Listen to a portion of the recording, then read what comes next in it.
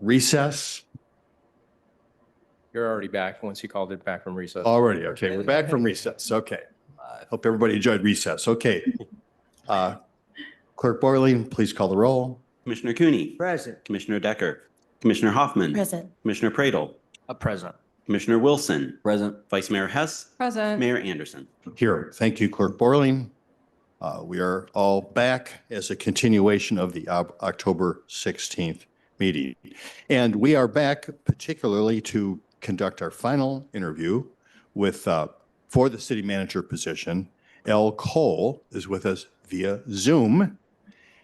Just as a reminder here, we will be asking you some questions and we will be going around robin and doing that, give you an opportunity to ask some questions yourself at the end.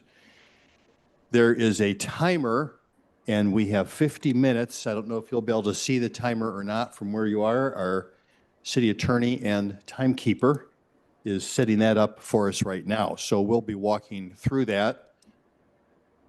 And at this point, I will go ahead and start with the first question. Welcome, nice to have you here via Zoom, and I hope you're feeling better. Thank you. Thank you so much for the opportunity to be here. First question is, as you have prepared for this interview, you have had the opportunity to research the city of Kalamazoo. Please share with us what you feel are the top 3 opportunities or challenges currently facing the community or organization right now.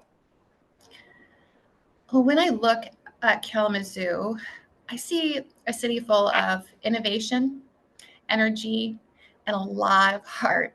But like any community that experiences momentum, success can bring its own set of challenges. I believe that the top 3 things would be managing this rapid growth and change, strengthening the housing and addressing homelessness, and the third would be keeping the organization and community aligned through the pace of transformation. With managing growth and change, because you're evolving quickly, which is really exciting, it puts pressure on infrastructure, staffing, and public communication. I've learned that for me, the difference between chaos and progress is structure. So change management is a leadership skill, and it starts for me with predictable systems. And in prior communities, to accomplish this, I have focused on clear priorities, transparent timelines, and consistent communication between departments and residents. Because I believe that when everyone understands what's coming and why, growth becomes empowering instead of overwhelming. The second was housing stock and homelessness. The housing gap definitely is widening, and that's the most visible reflection of inequity really in any city. My approach really is to treat housing as infrastructure because stability and opportunity start there. That means more modernization of code enforcement to preserve our existing housing stock, expanding partnerships for workforce and transitional housing, and leveraging adaptive reuse to increase faster supply. In a prior community, I led a regional collaboration that unified our city, county, and our nonprofit partners and churches into a single response framework. Its job was not only to reduce homelessness, but its mission was also to, reestablish the dignity with the coordination. And that's the same type of integrated approach that I would bring for Kalamazoo. And the third would definitely be organizational and community alignment, which to me builds trust. So when you're moving faster change, even good people can lose connection to our overall mission. So my philosophy is that alignment creates the trust in the community and a lot of calm. And I would continue to build that through clear dashboards, regular updates, and shared language around progress. Because in prior communities, when I did that, I've seen that when a city government is steady, transparent, and connected to its people, even when you're facing complex challenges, they they can become really solvable. So that's my philosophy. I match the structure with heart and make sure that there's progress that's aligned with clarity. That's how I lead and exactly what I would bring to Kalamazoo. Thank you. Thank you. Lots. Did that answer your question? Yes, thank you. Hello, Elle. This is Vice Mayor Hess. Our second question is, can you share with us how you describe the role of city manager in the commission manager form of government and your approach to leading in the role of city manager? Okay. So for me, a city manager's job is to drive commission priorities into outcomes. For me, the job is about balance between vision and operations, between data and empathy, and between commission priorities and the realities of execution. With a city manager, to me, being the translator between the policy and the performance. And taking commission priorities and then turning them into outcomes, that residents really can see and feel. And I would describe my leadership style as strategic, people-centered, and outcomes-driven. I believe that in local government, in order for our work to matter, our teams must be able to tie daily work to mission and understand that they're a part of a larger movement. I blend the discipline of a CPA with the vision of a community builder. I connect strategy to daily work to accomplish goals. For example, I've led an $85 million treatment plant renovation. I've turned 4% fund balances into 27%. I've negotiated highly complex union contract negotiations. And I've managed to secure millions of grant funding for downtowns. I build cross-functional teams all around shared outcomes of fiscal discipline, community impact, and trust. I handle change with intention. I believe that you need to create stability in order to handle the change. And so I use communication, accountability, and transparency. No matter what the task is at hand, I lead with what I call the 5 C's: clarity, creativity, communication, collaboration, and compassion. Because I do believe that when teams feel supported and have barriers removed, it not only allows them to meet the goals, but exceed them with passion. And that's the type of leadership that I would bring to Kalamazoo. Thank you, Elle. Good morning.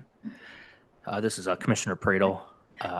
So the question is that the city of Kalamazoo is a very collaborative community. Describe your approach to establishing relationships, more specifically advancing equitable practices for diverse groups or traditionally underrepresented populations within our community and in the workplace. Could you just repeat the last part of that question? I'm sorry. Sure. So could you describe your approach to establishing relationships, but more specifically, advancing equitable practices for diverse groups or traditionally underrepresented populations within our community and the workplace? Wonderful. Thank you so much. So in Kalamazoo, I've noticed that collaboration isn't just a value. It's literally how you get things done. So my approach to building relationships, especially with diverse and underrepresented groups, begins with listening. I want you to know that it's not in a performative way, but it's through genuine proximity. I go to people where they are, in their homes, in their neighborhoods, at churches and small businesses, and at community events, and I listen before I lead. When I stepped into a leadership role recently, I noticed that there were some groups that didn't seem to feel heard and seen in our city processes. So instead of forming another committee, what I did was I started to have one-on-one conversations, and I met with the residents, I met with the business owners, and I met with the advocacy groups, and I asked, what do you want to see at City Hall? What do you want to understand better about your experience? And we built structures around what we've learned and not the other way around. We created language access points for Spanish-speaking residents. We partnered with local schools to connect students to our civic projects. And we also developed a community health and wellness initiative that elevated our DEIA from kind of this abstract goal to a working plan. I've really found that through my years of leadership, that trust does not come from sitting in front of a microphone. It really comes from consistency. And people really notice when you follow through. They notice when you remember their name. And they notice when you bring feedback from their feedback back into your policy. That's really what creates equity, not in programs, but in presence. So my approach here is simple. And I show up, I listen deeply, and I make sure that we follow through, because inclusion isn't just about who gets invited to the table. It's also about who feels comfortable speaking once they're there. Thank you. Good morning, Elle. Commissioner Wilson here. We reviewed your cover letter, resume, and other application materials. Tell us what specific skills and experiences you bring to this position, and why are you interested and uniquely qualified to become our next city manager? Well, from the first moment I learned about the opportunity in Kalamazoo, excitement was definitely in my heart. I'm going to be honest with you. There was a very quiet voice that said, you're from a smaller city. Will you be well suited for the position?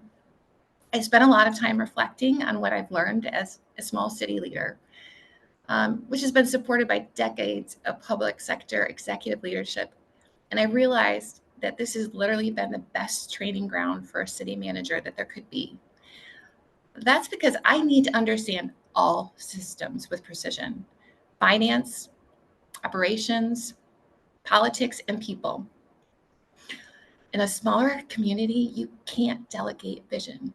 You roll up your sleeves alongside your team and learn to stretch every dollar and build trust one conversation at a time. And over the past 20 years, I have built an executive muscle through managing these limited resources and turning them into measurable outcomes. I've stabilized multi-million-dollar budgets. I've led $85 million infrastructure project, and I've tied initiatives to metrics, providing transparency to all stakeholders. I want you to know also that I really love to turn policy into story so that residents can understand easily how it connects to their daily lives. And in Kalamazoo, I see so much wonderful, great things happening. Philanthropy, the promise, the complexity. I see a community that's ready to dive from thriving to transformational excellence. And I see a community that delivers results, as do I, with grace, precision, and heart. And that is exactly why I'm the perfect fit for Kalamazoo. Thanks. Good morning, Ms. Cole. Share with us, excuse me, share with us the most challenging ethical issues you have ever faced in your career. Right? Could you just say the last part of that again? I'm so sorry. No, that's okay. I'll repeat Kind the of broke up a question. little bit. Share with us the most challenging ethical issues you have faced in your career. I would say one of the most challenging ethical situations I faced was as a deputy manager. It involved an employee who came to me and shared that she felt that she was being harassed by the city manager because she was a minority.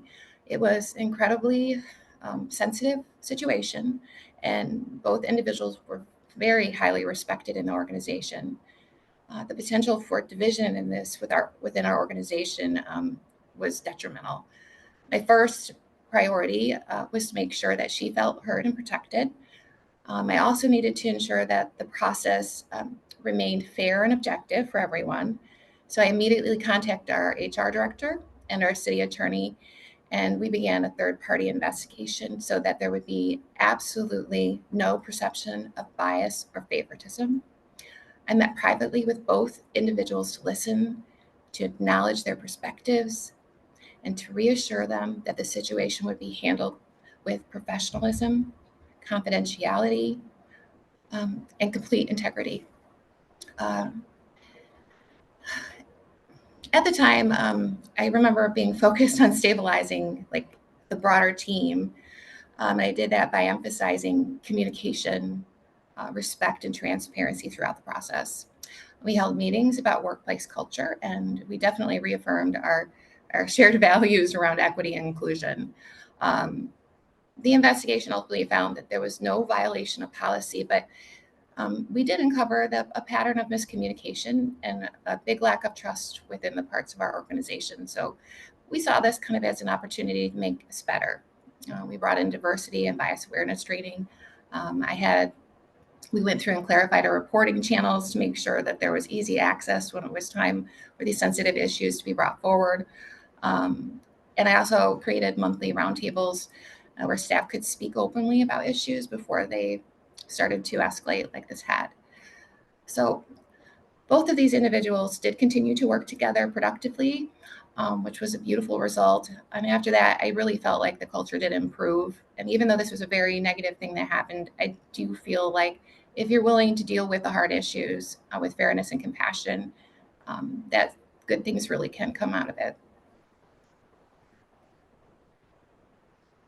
Did that answer your question? Okay.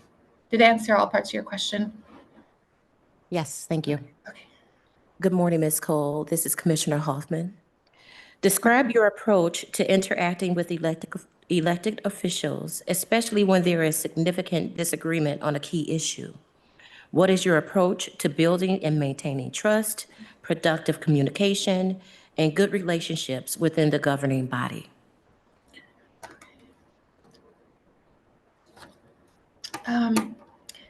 I believe that the difference is, I really do believe that the differences in our opinions are the best part of our democracy. Because when differing beliefs come together, I do believe it kind of whittles out the best outcome. But differences also need to be managed and balanced. Certainly in Kalamazoo, you have bold changes which are happening, which I think naturally bring conflict and a lot of varying ideas.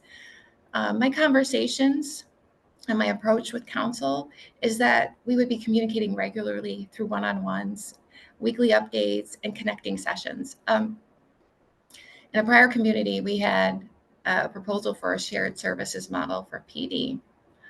And it was really contentious, and we had a divided council.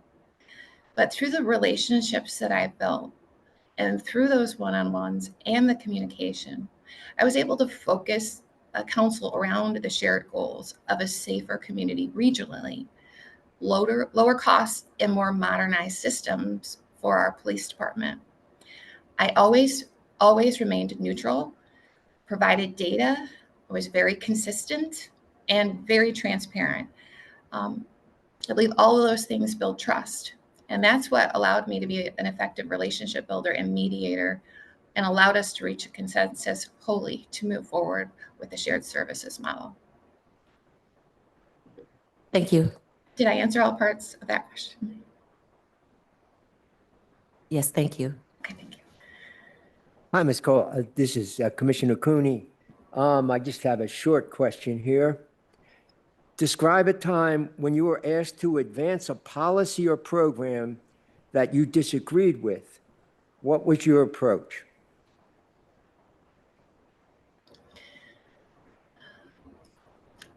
Early on in my leadership roles, I was asked by a council to advance a policy actually for utility billing that would remove allowances for adjustments of leaks or large water loss. And that was impacted water and sewer bills, for the leaks. I personally felt, with all honesty, that the policy lacked a lot of empathy, but I did see that the allowances had grown out of control, and in the elected officials' eyes, that certainly was true. So there was a very solid backing for the policy to be approved and move forward. What I did first was I met with the council to fully understand their position. I wanted to ensure that there were no opportunities for a compromise with the public. And we were able to move the needle a little and lessen the reduction a bit, but the policy did still move forward.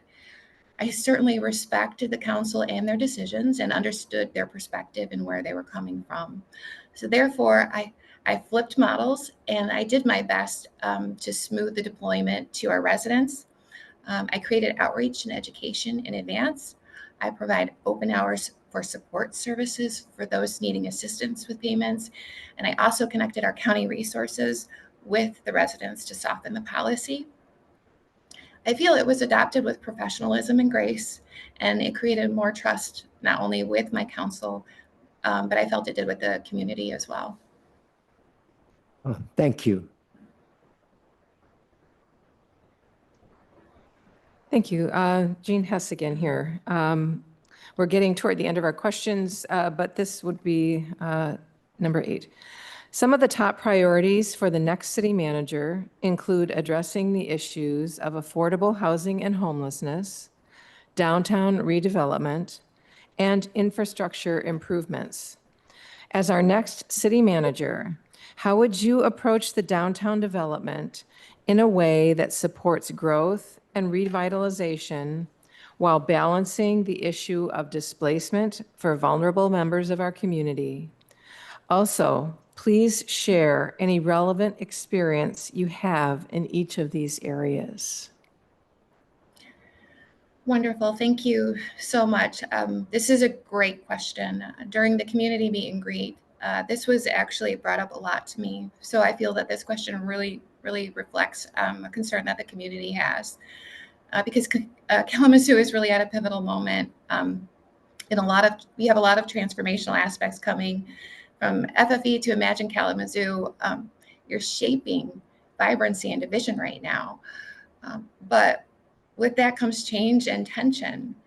In a prior community, I faced a similar challenge, which was how to grow our downtown and attract investment without losing the people that made the city what it is.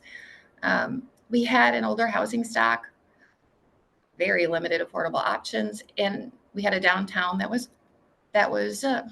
ready for revitalization.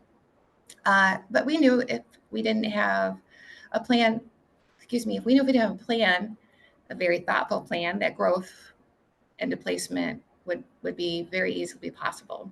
So my task was to lead that redevelopment work in a way that was financially sound, equitable, and rooted in the community's voice. I wanted to create that kind of growth that it just didn't look good, but that felt good. I wanted longtime residents to know that they could still afford to live and that small businesses could still afford to stay. So I started reframing the conversation, and we talked about development versus people. We talked about growth with belonging. We tied actually our incentives directly to the community benefit. What I mean by that is, like, when we worked with downtown projects, we measured mixed income components or like ground floor affordability to keep the local entrepreneurs and neighborhood serving issues all in one place. We also partnered with the county, with their housing office and local nonprofits to layer housing trust funds and explore inclusionary zoning concepts, giving developers both the predictability and accountability that they needed. We also made an engagement cornerstone. We had town hall surveys. We even did door-to-door outreach in areas that were most likely to be impacted. And really the message was simple. We just wanted everyone to know that they deserved a voice in what the revitalization meant to the community. I believe the outcome was meaningful. We attracted new investment downtown. We improved infrastructure through coordinated state and local funding. And we also protected affordability thresholds in key corridors. But what I'm most proud of all is that honestly, our residents really felt seen and heard. And I noticed that they started showing up more at meetings. And it was so, it warmed my heart because it was not to to protest, but almost in a way to start co-creating with us. And so that to me is when I know that the community is really starting to shift from fear of change into a type of ownership of its own future. So for me, I guess downtown development and protecting vulnerable residents are not opposing forces. They're part, to me, of the same mission, which is a thriving downtown. And we know that it isn't successful unless the people who make up the fabric can still call it home. And that's exactly how I would approach the issue in Kalamazoo. Thank you so much. Thank you. David Anderson again, back to me here. And this is the last question and a bit more open-ended. Excuse me. Two parts to it. Is there anything else you feel we should know about you? And what questions do you have for us? Wonderful. Thank you so much. Well, actually, if you don't mind, I guess that I'd like to address something that might be on your mind, which is maybe why I wasn't chosen as permanent city manager in the city of Saline. And this might surprise you, but the best way for me to describe this to you is Detroit Tigers baseball. I hope everybody likes Detroit Tigers baseball. If you remember about a year ago, nobody was really looking at the Tigers. They had inexperienced players. If you remember, the coach still hadn't proven himself.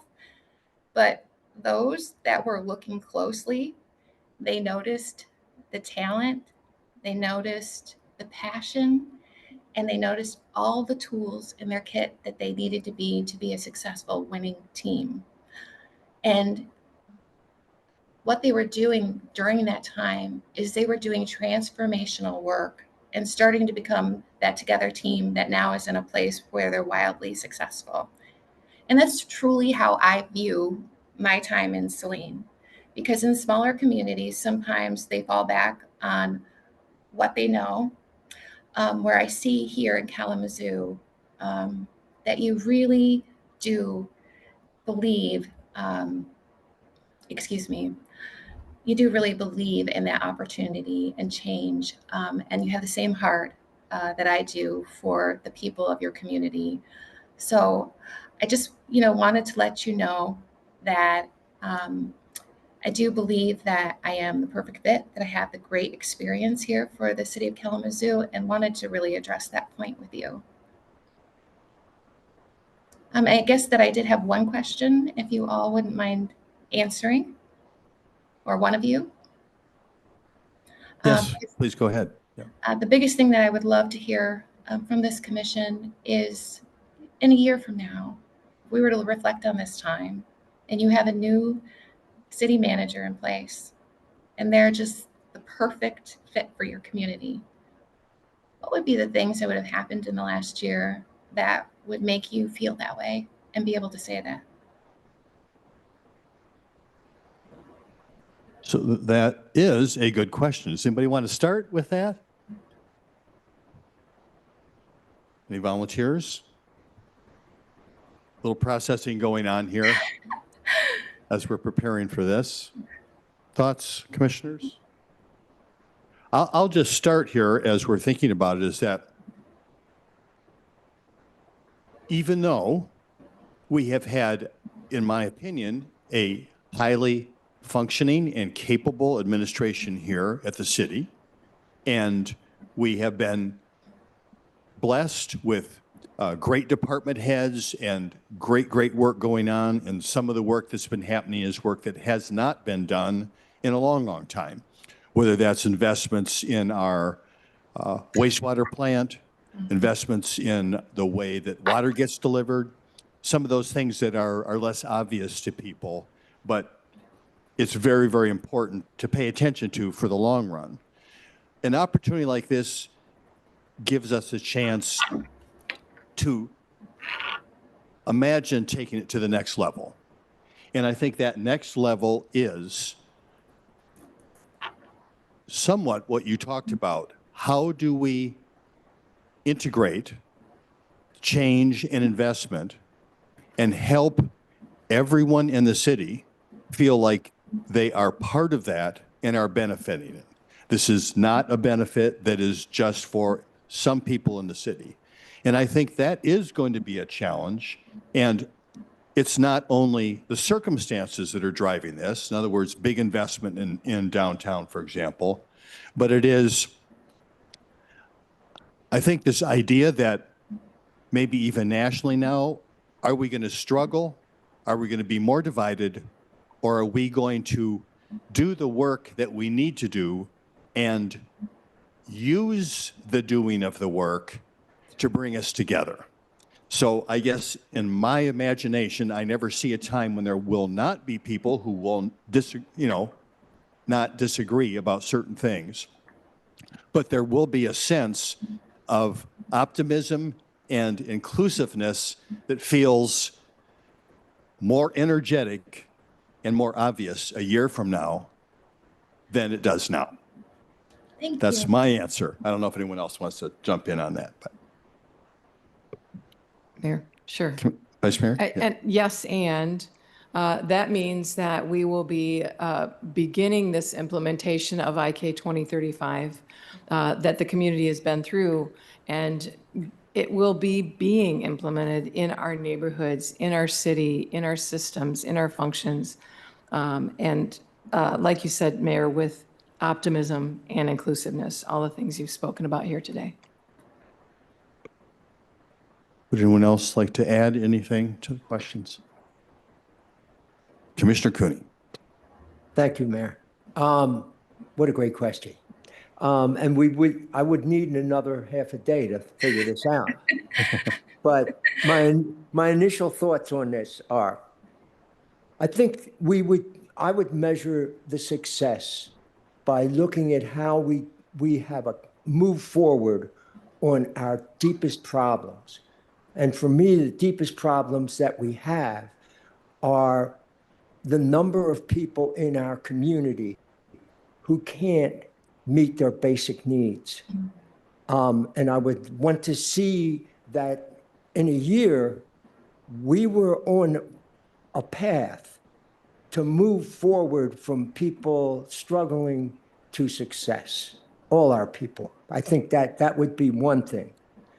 The second thing, I think, is something that you said, that we deepen the trust and that we move to a position where more and more of our people are, the word that you used, co-creating, that we are working together to make this community all that it could possibly be. Thank you, commissioners. That's anyone? Commissioner Pradel? Oh, I'm sorry.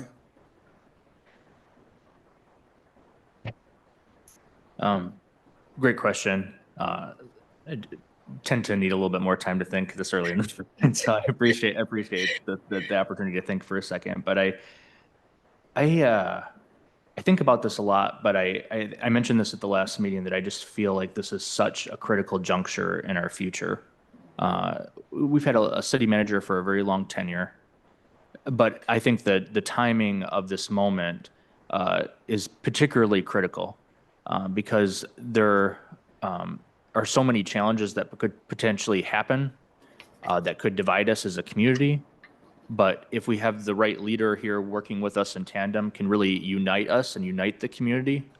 I think there is so much potential in this community. And I genuinely believe this, and I tell people this, that I believe that 10 years from now, that Kalamazoo will be the community that people talk about. You know, it's not the Ann Arbor and Grand Rapids, like, well, we should do what Grand Rapids and Ann Arbor are doing. I think more and more you're seeing where people are saying, well, like, look what Kalamazoo's doing. There's some impressive things, but I think we can be that leader that people look to. And I think the difference between that disconnect is going to be the leader that not just has the technical and expertise chops, which, you know, many people will have in different regards, but the ability to motivate and invigorate and help this community believe that we can punch above our weight and take on some of the greatest challenges that we're facing, and not just throw our hands up and say, well, you know, the administration the federal government is doing this, I guess we just can't do it, but challenges us in this community to say, yeah, we're going to figure this out and we're going to make ourselves come out on better on the other side because that's who we are. That's what we do. I think the difference between good and great leaders are that certainly they have technical and expertise chops, but it's the people who are those great people are the people who make us believe in our greater selves and make us believe that we can take on great challenges. And I think we're really going to need that right now because, as you described, we're doing a lot of very ambitious things, but we're going to need to do a lot more ambitious things because if we don't, we're going to start reeling back. And I don't want to ever see that happen here in Kalamazoo. So that's what I see is going to be potentially the change if we make the right decision in this instance, in this juncture. And I'm really looking for somebody who I believe is a fighter, but also is somebody who really wants to rise above what is just standard. Thank you, Commissioner Pradel. Commissioner Hoffman. Thank you, Mayor. I want to start off by in the first year of whomever it is in their tenure, I really want to see when we do an internal survey that all of our employees are feeling so much more stronger and connected to their work and to the CMO's office. Right now, there is a level of distrust in some areas when you think about the folks on the ground cleaning the parks or digging up a hole because a water main has burst. I would really love to see us become stronger in our DEI internally, right? If we don't have it right, there's no way that there will be a deep ripple effect into our community. So that's first for me. The second thing is that, we talk a lot about community because that's why we are all up here, is to serve. And so when I think about that, it's going to be vitally important that the CMO's office, and I don't want to put that just on the city manager, but the entire leadership team should be out in the streets really talking and vibing with community members, not just stakeholder leaders and our philanthropic sector and our faith-based sector, but out there in the streets, listening to the voices, bringing that back and seeing if there's any kind of synergy with the commission's priorities. And if there isn't, okay, let's have a conversation. And that we are fluid when new things emerge within our community, that we as a city government and commission can ebb and flow with the needs and not just focus on, well, this is what we said in our annual strategic planning session and when we set our priorities, right? If there's something that shifts within the community, then we need to be able to ebb and flow with that and not just continue on as if everything is the same. So I would love to see that communication between the commission and the CMO's office. I want to see that strengthened, and I want that trust built there. The internal upgrades and growth with all of our employees and not just department heads. And then also that trust and community building that needs to happen continuously. And I hope that can be done. That's a heavy lift in 1 year. I don't expect all of that to happen, but if we can get the beginnings of some of everything, that would be great. Thank you. Anything else, commissioners, at this point? All right. Thank you so much. A lot of answer there for your question, I think. Wonderful. Yeah, thank you so much for those answers. They're fantastic. It really helps give me good guidance, truly, to what you're looking for the first year, especially. But it really shows what you're also looking for long term. So thank you. Thank you very much. I really appreciate your participation in this manner, and thank you, commissioners, for being able to adjust and accommodate this. Thank you. So at this point, I think we're done with the interview, correct? Anything else that we need to go over, Attorney Leal, the interview? So I think we're all set. Thank you very, very much. We're going to go back to our regular agenda here. Just as a reminder, this is, we came back from a recess and we did cover some of these agenda items prior in our meeting like public comment. But if people here would like to make public comment, we can open that back up again, allow for public comment this morning. That's not necessary. Just a reminder, there will also be opportunities for, on this whole process, there are opportunities to provide comment. Could you remind me exactly how you can get to providing comments here, either Vice Mayor Hess, at this point for anyone in the community? Certainly. Online, we do have, on the city manager search page, there will be an opportunity to comment there. Public comment will be accepted at both the Committee of the Whole at 5 p.m. on Monday and the business meeting at 7 p.m. on Monday. As always, commissioners are reachable via email. As a whole, it's city commission at kalamazooCity.org. Is it city commission? All one word, yep. We're around, we're reachable. So I think that's what we have. We have received, I know in my mailbox, my physical mailbox here in the city, I've received physical letters. So that's available as well. We can drop them off here in City Hall. But other than that, I think that's all, committee? All right. I think that covered it. Thank you, Vice Mayor Hess. Is there anyone here this morning who would like to take advantage of a public comment period? Seeing no one at this time, I will now move down to, are there any particular commissioner comments for this meeting this morning? Right. Seeing none, I do want to make an announcement. Our recruiter, Pam Weidman from Raftellus, did inform us that one of the candidates indicated that he would like to withdraw his name from the process. And that candidate is Mr. Otis Jones Sr. So he officially requested of our recruiter that his name be withdrawn. Commissioner Pradel. I think it's just important to thank folks who made this possible this morning on such short notice. So our city team, we have our IT team who made sure that we could live stream this whole process. We're tremendously grateful that you're here so early to make that possible, and the fact that we could even do it in the chambers here. And then Patricia from the city manager's office, I mean, everything from just making sure that the building's ready to go and we're have everything we need. And then, even Charles, who's downstairs, our security team, who, had opened up the building and be here particularly earlier than normal. We really appreciate all their support in making this possible. So thank you. Thank you, Commissioner Pradel. Any other comments, commissioners?